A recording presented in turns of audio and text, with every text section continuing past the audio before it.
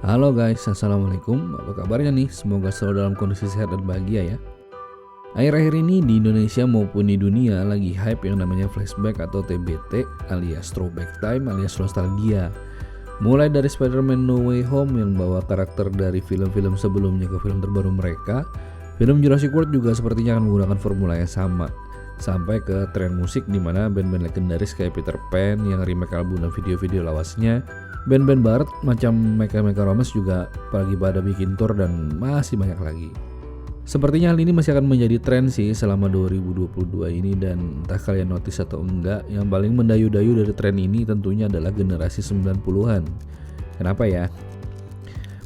Ya mungkin tahun 2022 ini adalah fase di mana anak-anak kelahiran 90-an sudah masuk ke dalam fase-fase keemasan dalam hal karir serta kedewasaan dalam hal kehidupan tentunya.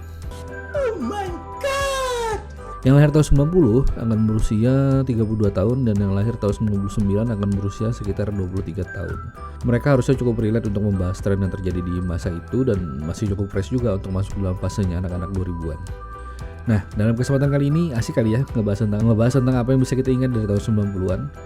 Buat kalian yang lahir tahun 2000-an dan gak relate, gak ada salahnya juga sih nonton video ini buat tahu keabsurdan bokap atau abang-abang kalian yang lahir tahun 90-an. Apa aja yang mau kita bahas? Yuk simak videonya. Nomor 1, musik. Banyak yang berpikiran bahwa anak 90-an itu dengarnya YouTube, Matchbox 20 dan lain-lain. Well, bisa jadi sih, tapi sebenarnya walaupun band-band tadi merilis lagu di tahun 90-an, mereka sebenarnya adalah band-band yang didengar anak-anak 80-an. Karena di fase itu mereka udah pada mencapai masa remaja. Anak 90-an dengarnya siapa dong? Kalau nggak salah sih, kalau nggak tinggal di kota besar seperti saya, umumnya fase-fase bermusiknya harusnya mulai dari musik Malaysia seperti Iklim, Slam, Axis, dan lain-lain.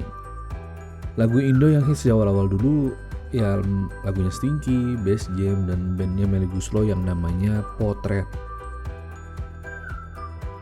Band-band mainstreamnya ada Ceylon Seven, Padi, dan Dewa. Terus di fase-fase SMP atau SMA biasanya dengerinnya Ungu, Peter Pan, Raja, atau bahkan Kangen Band. Ayo siapa yang masih ingat melodi pianonya lagu babangnya si Babang Tampan? Band-band barat didominasi oleh punk rock mulai dari Blink, Sum 41, Simple Plan, Limp Bizkit, Linkin Park, Muse, Coldplay, dan lain-lain. Kalau cewek biasanya dengarnya Avril Lavigne ya, Beyonce, Destiny's Child, Westlife, NSYNC, dan lain-lain. Dulu dengarnya pakai kaset ya, jadi kalau petanya kusut biasanya dirapiin pakai pulpen. Dan di saat itu juga pakai Walkman, rasanya keren banget. 2, tempat nongkrong. Berbeda dengan anak-anak senja zaman sekarang, anak-anak 90-an adalah generasi awal para militan rental PS dan warnet. Sebelum PS menjadi sesuatu yang legenda, anak-anak yang orang tuanya berkecukupan biasanya udah punya Nintendo dan Sega. Yang kalau kasetnya macet biasanya ditiup-tiup. Anak-anak rental PS1 pasti familiar banget dengan yang namanya Game Shark dan Memory Card. Kalau ditraktir teman main PS di rental, yang traktir biasanya otomatis pakai stick getar atau apa sih namanya user nomor 1 ya. Dulu punya GoPay itu udah bisa bayar 15 menit bro. Dan biasanya di rental ada aja anak yang spesialisasinya nonton atau namatin bos. Jadi kayak semacam calo gitu. Kalau kita kepentok dan putus asa, dia pasti ada saat dibutuhkan. Kalau masalah-masalah di PS1 dan PS2 itu nggak jauh-jauh biasanya dari optik. Jadi kalau jangan heran kalau lagi main PS1 dan PS2, posisi PS itu bisa jungkir balik. Pokoknya kalau habis di reset dan keluar logo PS1 terus layarnya ngedip 2 kali, berarti aman, gamenya bisa dimainin. Game-game legendaris di PS1 itu biasanya Winning, Pepsi Man, Captain Tsubasa, Resident Evil, dan Smackdown. Nah yang sudah masuk kawasan warnet, dulu situs yang wajib dibuka pasti nyamuk.com dan Primbon buat lihat gambar-gambar hantu. Terus gambarnya disimpan di disket alias floppy disk. Dulu yang tidur di warnet biasanya kalau nggak main Gunbound, Warcraft, Counter Strike, atau Need for Speed. Kalau lagi bosen yang mainin ya Gamefrog atau MIRC. Tahu dong, ASL please. Yeah. Kalau yang baru bisa main komputer, udah jelas game favoritnya pasti pinball. Selain PS, mainan yang masih hits hingga tahun 90-an adalah Game Boys. Yang ketiga adalah kartun. Anak 90-an sejati biasanya anti bangun siang dari minggu. Kenapa? Karena kartun-kartun favoritmu itu udah ngantri dari mulai jam 7 pagi. Mayoritas kartun atau film animasi itu ditayangin oleh RCTI. Iklannya biasanya ibu-ibu di pasar terapung atau pondokan di tengah sawah yang sampai saat ini saya juga masih bingung tuh listriknya dari mana.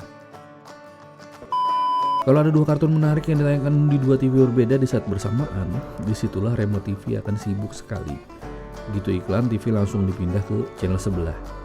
Gimana kalau suatu minggu pagi kamu kesiangan? Wah, siap-siap dihantui rasa menyesal yang teramat-amat dalam. Karena satu-satunya caramu untuk mendapatkan cerita adalah melalui mulut teman-temanmu yang saling menceritakan satu sama lain dengan antusias, padahal sama-sama nonton.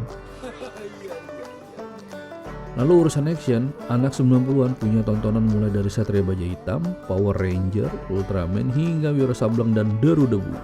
Urusan sinetron, tontonan rutin biasanya Tersanjung, Panji Manusia Milenium, Saras 008, Jin dan Jun, Jinio Jini, Tuyul dan Bayul, dan Lorong Waktu. 4. Permainan anak-anak.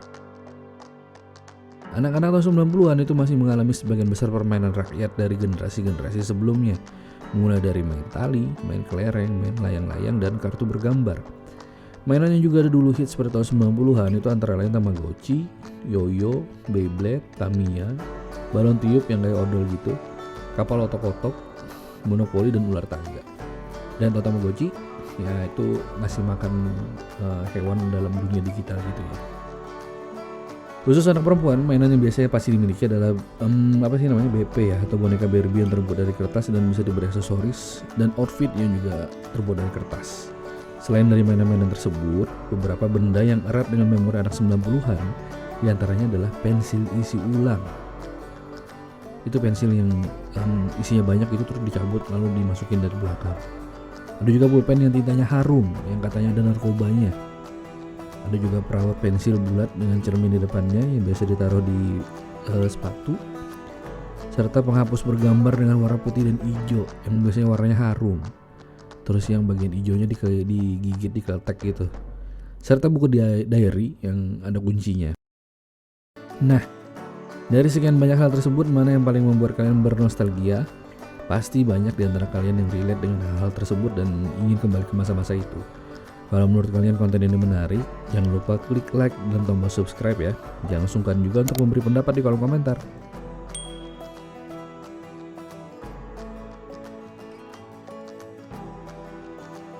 Sekian dulu dari kami, tonton juga video lainnya. Lain kali kita akan membahas hal-hal yang lain dari tahun 90-an.